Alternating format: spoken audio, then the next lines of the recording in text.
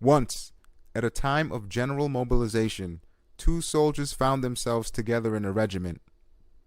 One was well trained and conscientious, the other a raw recruit and self-centered. The conscientious soldier concentrated on training and the war, and did not give a thought to rations and provisions, for he knew that it was the state's duty to feed and equip him, treat him if he was ill, and even to put the food in his mouth if the need arose. He knew that his essential duty was to train and fight, but he would also attend to some of the rations and equipment as part of his work. He would boil up the saucepans, wash up the mess tins, and bring them. If it was then asked him, "What are you doing?" he would reply, "I am doing fatigue duty for the state." He would not say, "I am working for my living."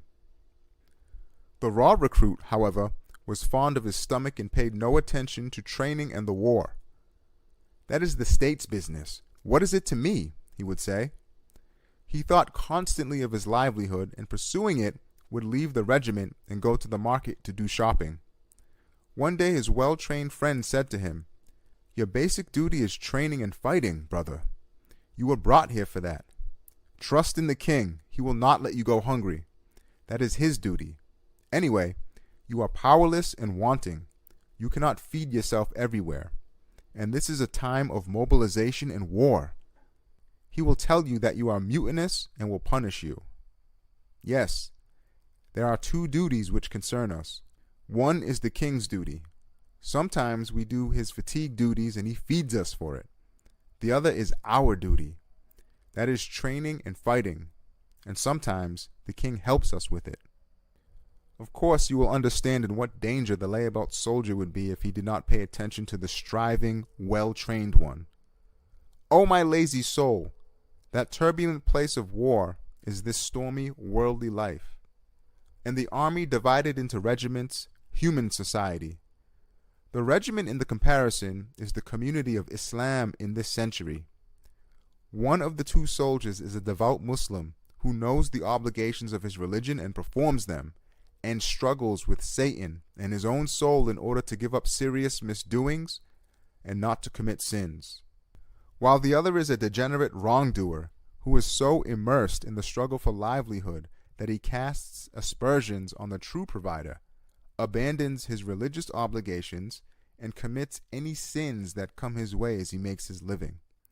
As for the training and instruction, it is foremost the prescribed prayers and worship. And the war is the struggle against the soul and its desires, and against the Satans among jinn and men, to deliver them from sin and bad morals, and save the heart and spirit from eternal perdition. And the first of the two duties is to give life and sustain it, while the other is to worship and beseech the giver and sustainer of life. It is to trust in him and rely on him. Indeed, whoever made and bestowed life, which is a most brilliant miracle of the eternally besought one's art and a wonder of dominical wisdom, is the one who maintains and perpetuates it through sustenance. It cannot be another. Do you want proof? The most impotent and stupid animals are the best nourished, like fish and worms and fruit. And it is the most helpless and delicate creatures who have the choicest food, like infants and the young of all species.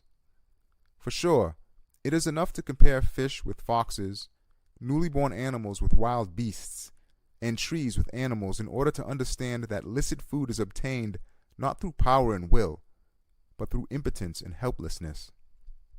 That is to say, someone who gives up performing the prescribed prayers because of the struggle for livelihood resembles the soldier who abandoned his training and trench and went and begged in the market.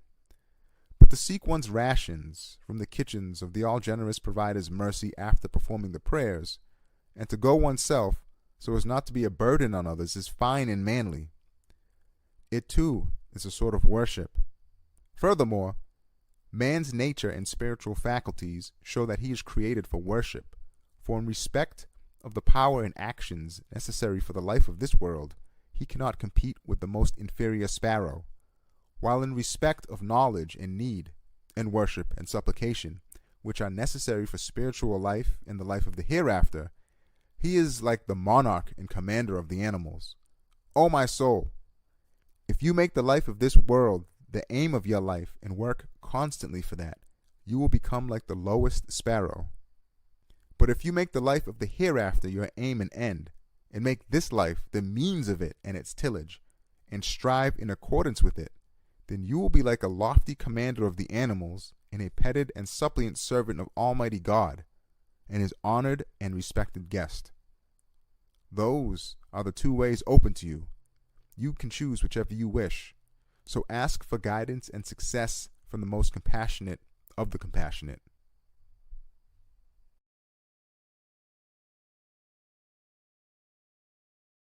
بسم الله الرحمن الرحيم ألهاكم التكاثر حتى زرتم المقابر كلا سوف تعلمون ثم كلا سوف تعلمون كلا لو تعلمون علم اليقين لترون الجحيم ثم لترونها عين اليقين ثم لتسألن يومئذ عن النعيم